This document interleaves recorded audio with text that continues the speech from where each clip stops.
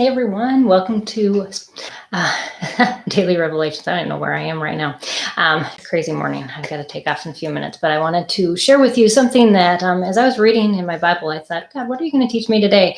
And what he kept bringing me back to was timelines. And I'm like, this isn't that exciting. But in a way it is, because when you start digging into the timelines, when you study the Bible, and you really focus on what that means, when things happen, why they happen, and the gaps in between them, you can start to piece together a whole lot. And that's kind of what I did this morning.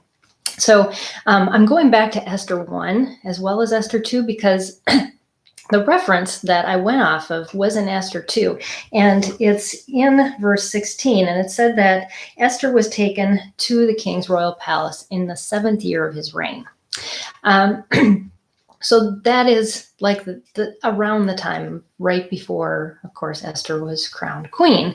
So he's 7 years into his reign. Now, if we go back to the beginning of Esther 1, at the very beginning, it says that it was the 3rd year of the king's reign.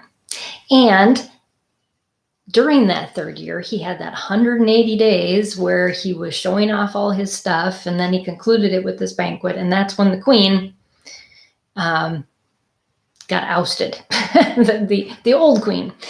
And so that happened somewhere between 3.5 to 4 years into his reign, because we don't know how far into his 3rd reign it started. And then we know, if we backtrack from the 7 years, that there was a 1-year preparation for all these virgins, so for Esther, before they were allowed to go in to see the king. So that can backtrack us to his 6th year of his reign. Now, probably the decree to get the maidens didn't take that long. You know, they sent people out to the different villages about a month's time and gathered them all up and sent them to Susa. Okay, so here we have between year 4 and year 6, which is about a 2-year gap.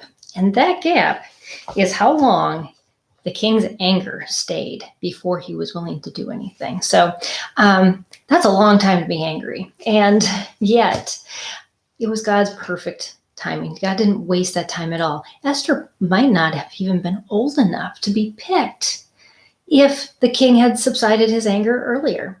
God used it to the advantage of his plan. And I know I've said in the past, if you see time markers, like the 180 days or his 3rd year reign or 7th year of reign or the 1-year preparation, mark those in some specific way. I make a little circle with the hour and minute little lines. And then I know every time I see that's a time reference. And then I can kind of compare them to time references that are given elsewhere in my reading. So that helps. But anyways, so all of this God had orchestrated to work out his perfect plan. And it tells us, like I said, a lot about the king and also just how all these things that we think sometimes are just a waste of time, like Esther, being an orphan and just living in the city, not knowing what God was going to do in her life and or what his plans were for her. I was reading a book, and one of the quotes yesterday really popped out at me and says, God doesn't care about wasting your time. And I thought, well, that's a slap in the face, isn't it? Because God isn't about time. He has unlimited time, and he is not worried that you're just sitting there, because he's actually doing something while you're sitting there. And I was sitting in the doctor's office. So, just be encouraged that God's timeline is perfect, just like it was in Esther. And we're going to continue to read in that story.